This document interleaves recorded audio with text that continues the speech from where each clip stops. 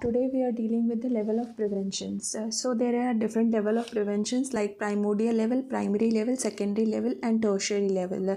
Before that we have to deal with the term DIDH, that is impairment, disability, handicap and disease. Okay, ये sequence याद रखना बहुत ज़रूरी है.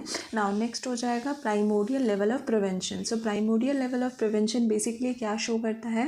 So it is the prevent the emerge and the chances and development. Basically ये जो disease है उसको आने ही नहीं देता है. यहाँ पे रिस्क फैक्टर प्रेजेंट नहीं होंगे, इसीलिए हम लोग सिर्फ हेल्थ एजुकेशन देंगे.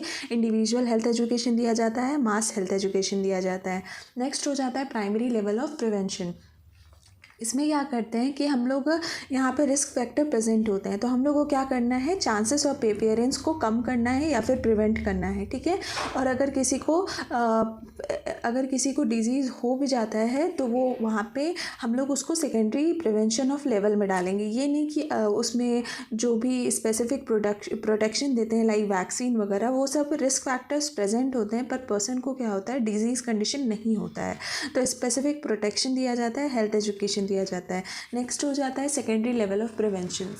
सेकेंडरी लेवल ऑफ प्रिवेंशन क्या शो करता है कि पर्सन को डिजीज़ कंडीशन हो गया है और वो प्रोग्रेस कर रहा है, पर हम लोग को यहाँ क्या करना है, हम लोग को प्रिवेंट करना है progress of disease and prevent complications. तो हम लोग का यहाँ काम होगा कि हम लोग प्रोग्रेस को ख़त्म करें और प्रिवेंट करें कॉम्प्लिकेशन. जब हम लोग सेकेंडरी प्रिवेंशन की बात करते हैं तो उसमें क्या होता है कि हम लोग अर्ली डायग्नोसिस करते हैं, प्रॉम्प्ट ट्रीटमेंट करते हैं. सर्जरी इसमें नहीं आता है. सर्जरी आता है तुम्हारे टर्शरी लेवल ऑफ प्रिवेंशंस में, बट एक ओनली कैटरेक्ट सर्जरी जो है वो तुम्हारे सेकेंडरी लेवल ऑफ प्रिवेंशन में आता है. ये एक तरीके का एक्सेप्शन होता है. स्क्रीनिंग, मैक्सिमम हेल्थ प्रोग्राम्स जो भी होते हैं, जो प्रमोट करते हैं कि हेल्थ प्रोग्राम्स होते हैं, वो सब किसके अंदर आते हैं, वो सब आ जाते हैं सेकेंडरी लेवल ऑफ प्रिवेंशन के अंदर. Now tertiary level of preventions. तो basically tertiary level of prevention क्या होता है कि ये बेसिकली शो करता है कि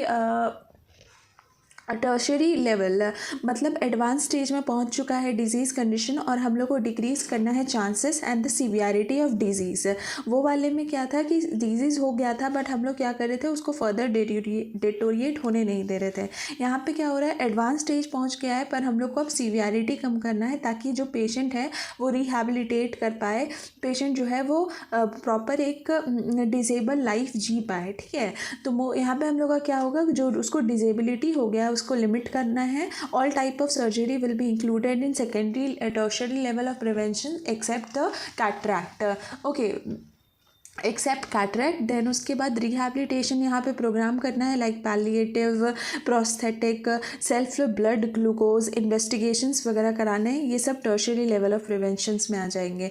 देन क्वेश्चंस पूछा गया था, डिफरेंट क्वेश्चंस पूछे गए थे like when immune a child for measles, what type of